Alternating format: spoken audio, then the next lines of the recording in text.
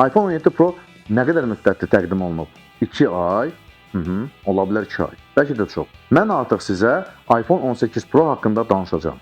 Apple qəhvəyi, tünd qırmızı və bənövşəyi rəngləri nəzərdən keçirir. Instant Digital-a görə qarşıdan gələn iPhone 18 Pro və 18 Pro Max flaqman modelləri yeni istiçalarlar, qəhvəyi, tünd qırmızı və bənövşəyi rənglərlə olacaq. Bu rənglər əvvəlki nəslin palitrasından nəzər çarpacaq dərəcədə fərqlənəcək. Apple əvvəllər iPhone 11, 12, 14 modellərində bənövşəyi rəngdən istifadə edib, lakin qəhvəyi və tünd qırmızını ilk dəfə satışa çıxaracaq. Insider'in sözlərinə görə, tünd qəhvəyi, tünd qırmızı və incə bənövşəyi çalarlara malik zəngin şərab tonu olacaq. Qara, gümüşü, gecə mavisi və kosmik narıncı rəngdə olan iPhone 17 Pro-da olduğu kimi çeşidlər olmayacaq. Mənbə qeyd edir ki, yeni qəhvəyi rəng klassik qızılı və səhra titan rənglərinin varisi ola bilər. Apple diqqətini daha mürəkkəb premium çalarlara yönəltməkdə davam edir. iPhone 18 Pro-nun rəsmi buraxılışı gələn ilin payızında gözlənilir. Smartfon TSMC-nin 2 nanometr texproses texnologiyasından istehsal olunmuş A20 prosesoru, dəyişkən diafraqmalı əsas kamera və C2 modemi ilə təchiz olunacaq.